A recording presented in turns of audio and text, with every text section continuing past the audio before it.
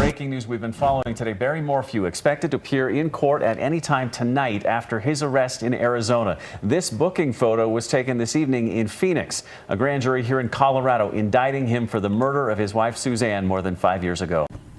I scheduled this briefing to provide an update on the investigation that has been in the hearts and minds of the people of Chaffee County since Mother's Day of 2020.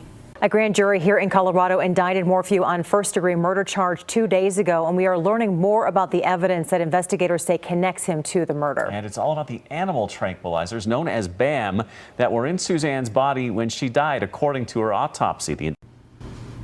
Yeah, let me. Okay. Yes, sir. Was Morphew surprised at all when he was taken to prison? Was he expecting this? And thank you for that question. The question is whether or not Morphew, what Mr. Morphew's reaction was, and I can tell you that that's going to be part of the case, and we look forward to presenting that in front of a jury. The indictment says ultimately the prescription records show that when Suzanne Morphew disappeared, only one private citizen living in that entire area of the state had access to BAM, Barry Morphew.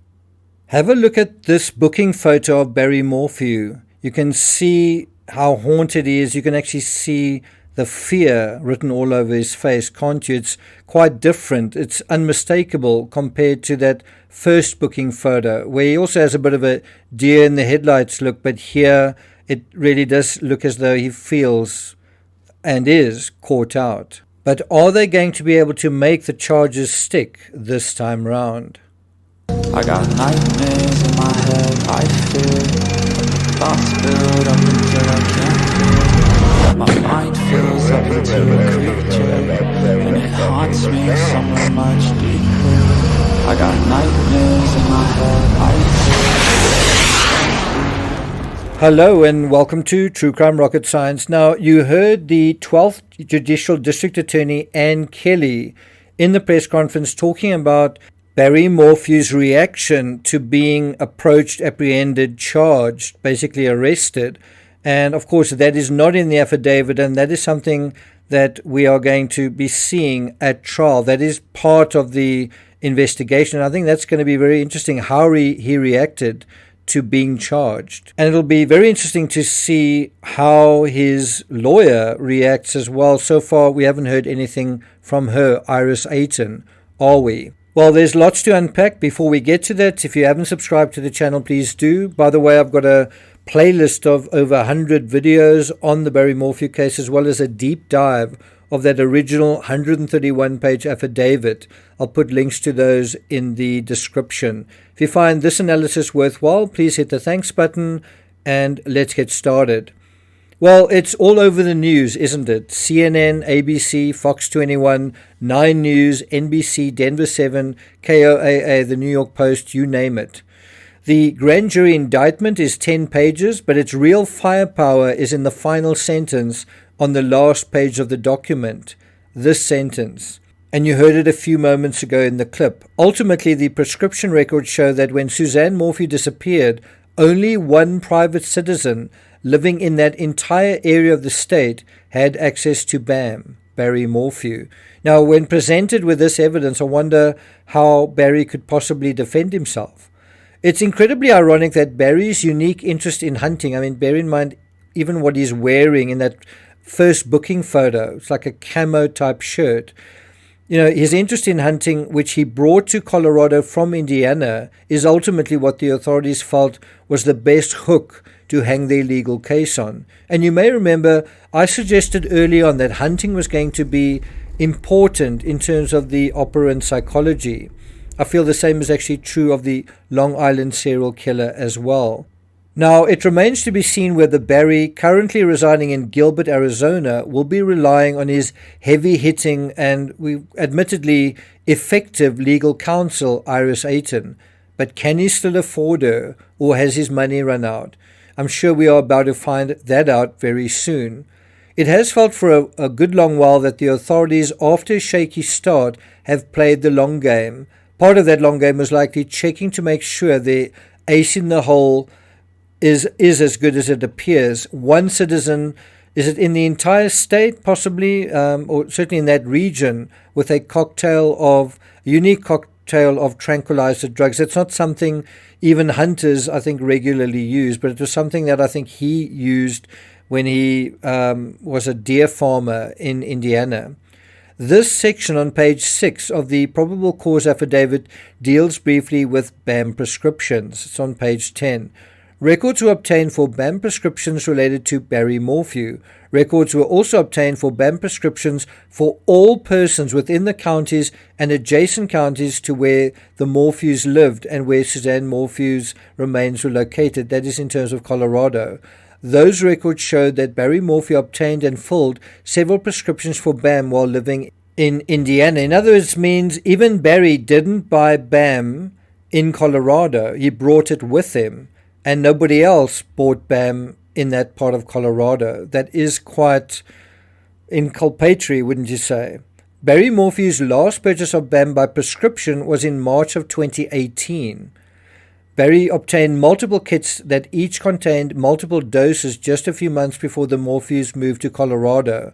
So those kits he didn't buy in Colorado. Records further show that no other private citizens or private businesses in any of the surrounding counties had purchased BAM prescriptions from 2017 to 2020. Must have taken a lot of research to confirm this information, to be absolutely clear on it.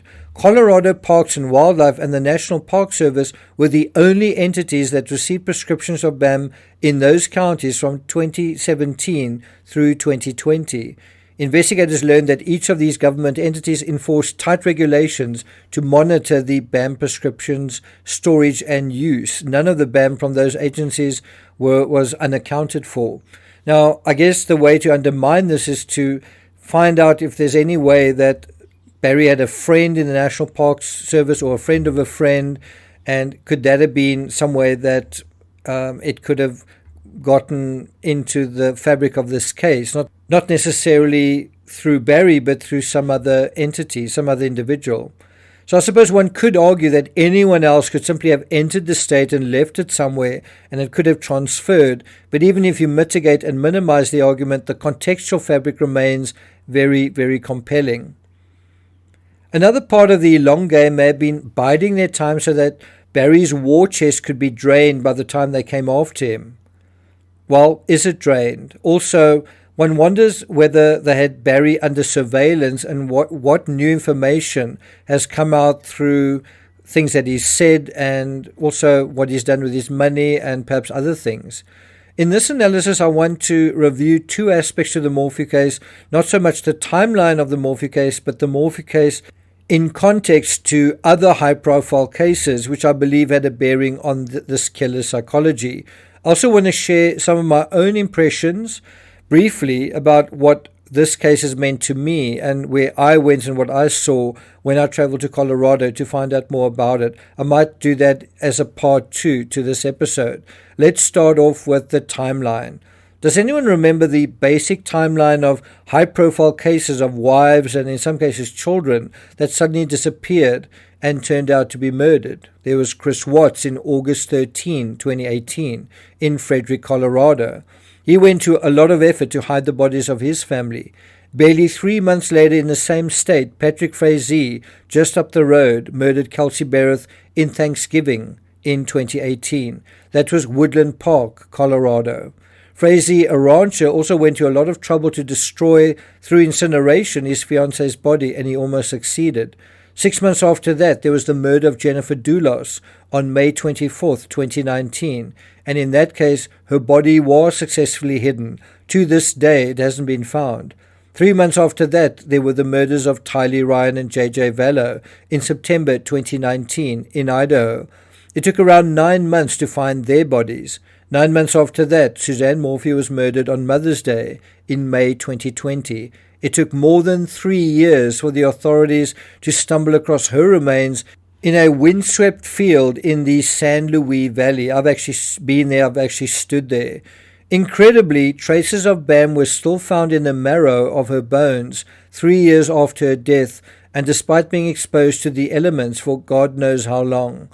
I'm convinced many of these murders influenced the murders that followed, And the affidavit later vindicated this claim because it turned out the suspect in this case had been listening to true crime podcasts. Well, there's still a lot more to unpack in this case, including the press conference, but I'm not going to take it further than that. We are at the 10-minute mark. In a part 2 to this video, I will deal with my impressions.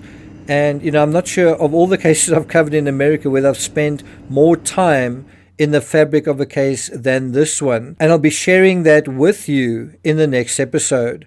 Thank you for listening, and I'll see you guys next time.